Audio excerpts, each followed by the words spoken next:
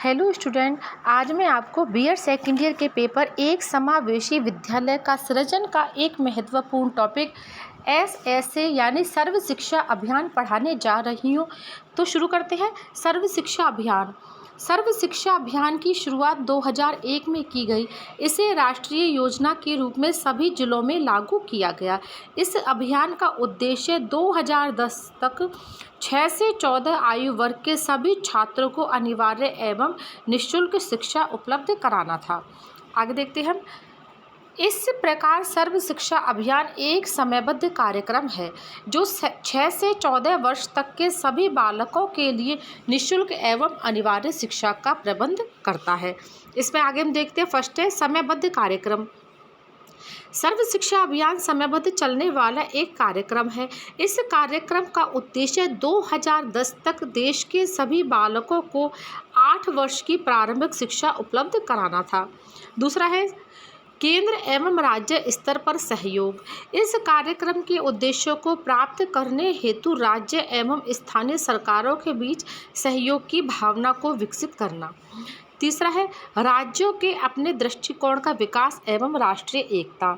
यह कार्यक्रम राज्यों को यह अधिकार देता है कि वह प्रारंभिक स्तर पर शिक्षा का अपना दृष्टिकोण विकसित करे एवं राष्ट्रीय एकता स्थापित करे।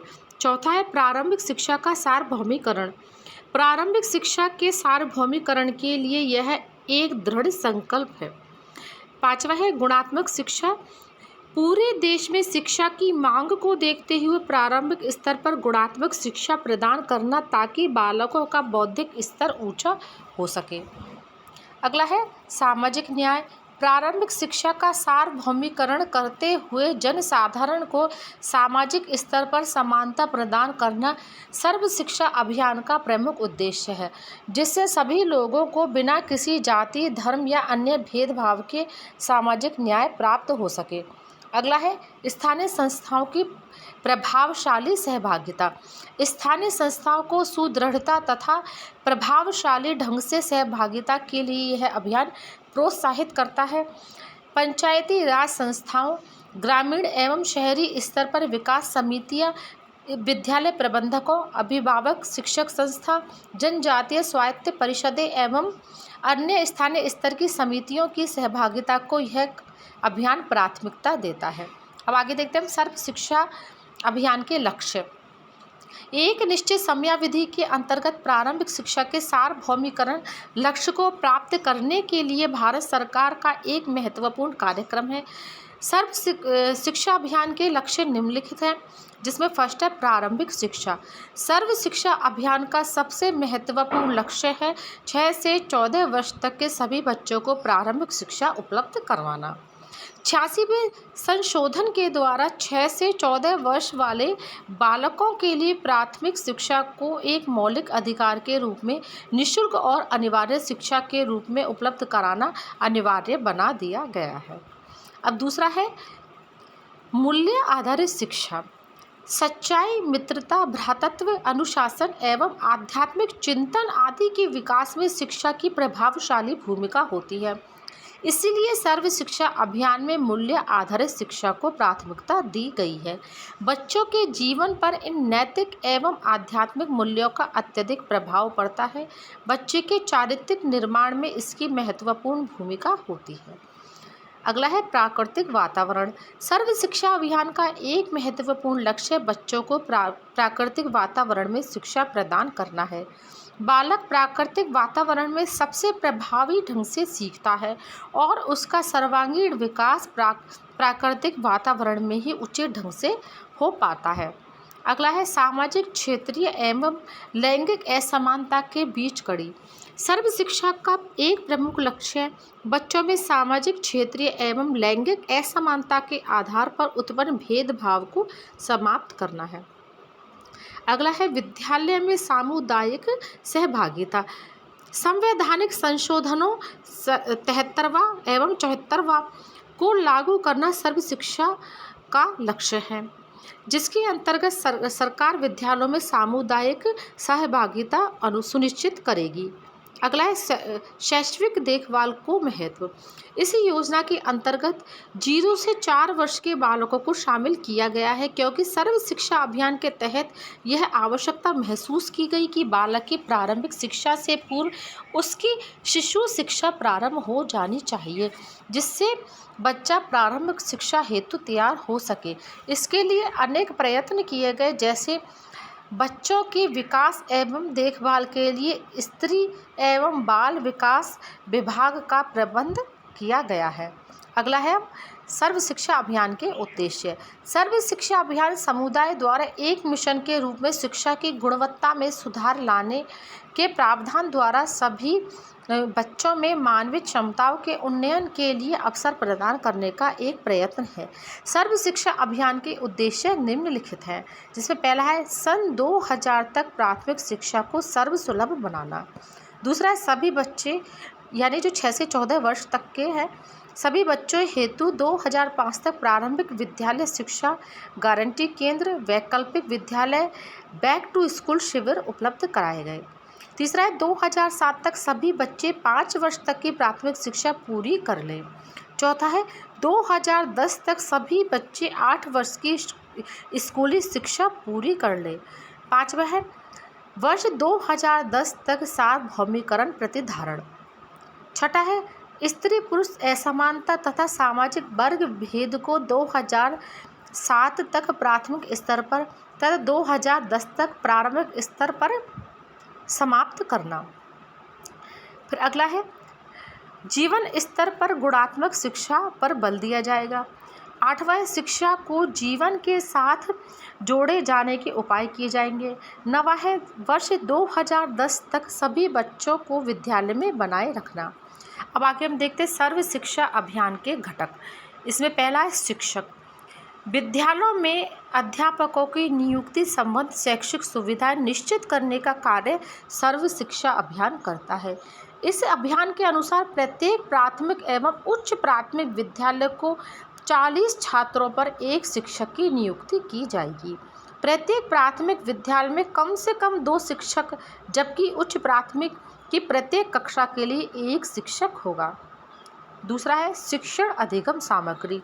प्राथमिक स्तर पर शिक्षण अधिगम को प्रभावशाली बनाने हेतु विद्यालय को शिक्षण एवं अधिगम सामग्री खरीदने के लिए 10,000 रुपये प्रति विद्यालय व उच्च प्राथमिक स्तर के लिए 50,000 का अनुदान दिया जाएगा।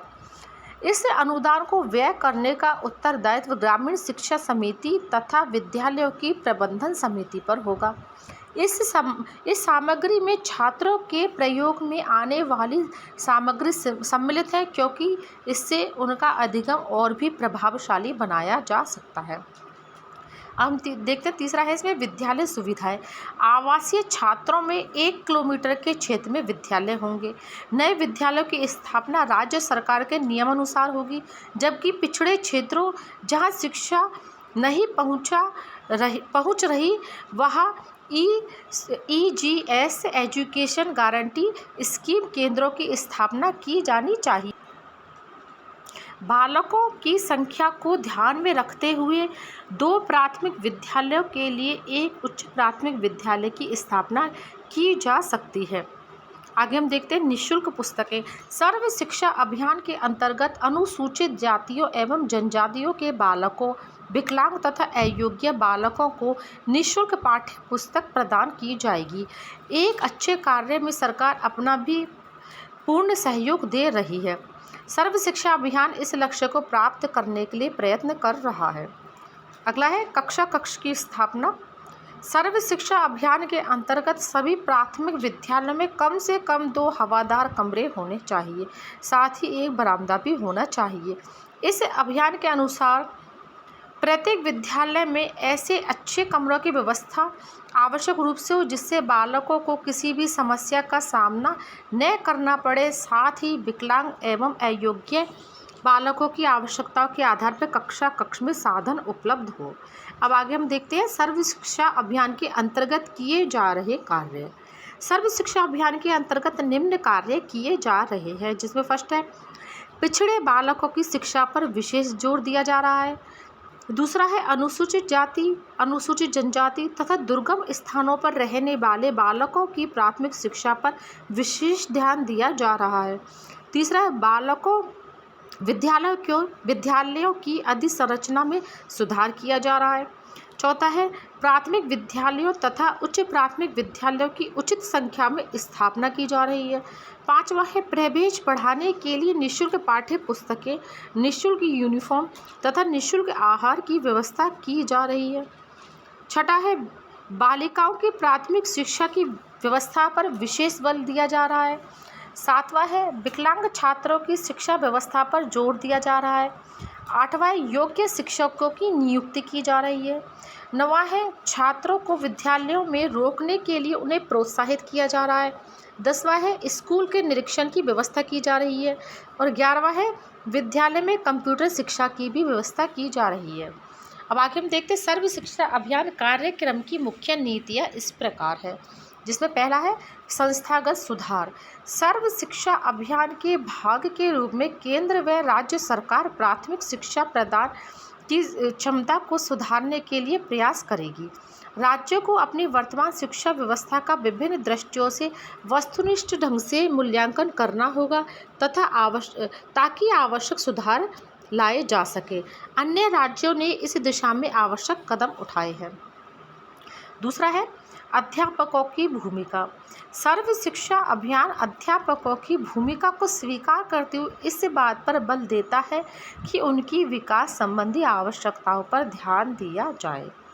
तीसरा है जिला प्रारंभिक शिक्षा योजनाएं। इस अभियान की कार्य संरचना के अनुसार प्रत्येक जिला एक प्रारंभिक शिक्षा योजना तैयार करेगा जो संकेंद्रित व समग्र दृष्टिकोण से युक्त प्राथमिक शिक्षा क्षेत्र में किए गए सभी निवेशों को दर्शाएगा। चौथा है विशिष्ट समूहों पर ध्यान। विशेष समूहों जैसे अनुसूचित जाति, अनुसूचित जनजाति, धार्मिक व भाषाई अल्पसंख्यकों, विकलांगों व अन्य वंचित वर्ग के बालकों की शैक्षिक सहभागिता पर विशेष ध्यान दिया जाएगा। अगला है शैक्षिक प्रशासन की मुख्य धारा में सुधार। प्रभावशाली विधियां अपनाकर शैक्षिक प्रशासन की मुख्य धारा में सुधार पर ध्यान देने की बात कही गई है। अगला है निरंतर वित्तीय पोषण। सर्व शिक्षा अभियान के लिए इसका निरंतर वित्तीय पोषण आवश्यक है। इसके लिए केंद्र व राज्य सरकारों के बीच वित्तीय सहभागिता अपेक्षित है। अगला है सामुदायिक स्वामित्व। इस कार्यक्रम के लिए विकेंद्रीकरण के माध्यम से सामुदायिक स्वामित्व आवश्यक है। यह कहा गया है कि महिला समूह, ग्राम शिक्षा समिति के सदस्यों व पंचायती राज संस्थाओं के सदस्यों को शामिल करके इस कार्यक्रम को बढ़ाया जाएगा। अगला है परियोजना पूर्व चरण। सर्व शिक्षा अभियान द्वारा देश भर में योजनाबद्ध तरीके से परियोजना पूर्व चरण आरंभ किया जाएगा। अगला है गुणवत्ता पर बल। यह अभियान पाठ्यक्रम में सुधार लाकर तथा बाल केंद्रित विधियों को अपनाकर प्राथमिक स्तर तक की शिक्षा को प्रासंगिक व उपयोगी बनाने पर बल देता है। अगला है बालिका शिक्षा। लड़कियां, विशेषकर अनुसूचित जाति और जनजाति की लड़कियों की शिक्षा इस अभियान का महत्वपूर्ण लक्ष्य होगा। अगला है संस्थागत क्षमता निर्माण। इस अभियान द्वारा नीपा, राष्ट्रीय शैक्षिक अनुसंधान और प्रशिक्षण परिषद, राष्ट्रीय शिक्षक शिक्षा परिषद, राज्य शैक्षिक अनुसंधान एवं प्रशिक्षण परिषद जैसी राष्ट्रीय व राज्य स्तर की संस्थाओं के लिए क्षमता निर्माण की अहम भूमिका की कल्पना की गई है। यह कहा गया है कि गुणवत्ता में सुधार के लिए विशेषज्ञों के स्थायी सहयोग वाली प्रणाली की आवश्यकता है। तो देख लीजिए, ये हो गया हमारा सर्व शिक्षा अभियान। तो ये क्वेश्चन काफ़ी इंपॉर्टेंट है और एग्जाम में इसके आने की काफ़ी संभावना रहती है। आप इसे अच्छे से तैयार कर लीजिए। Thank you.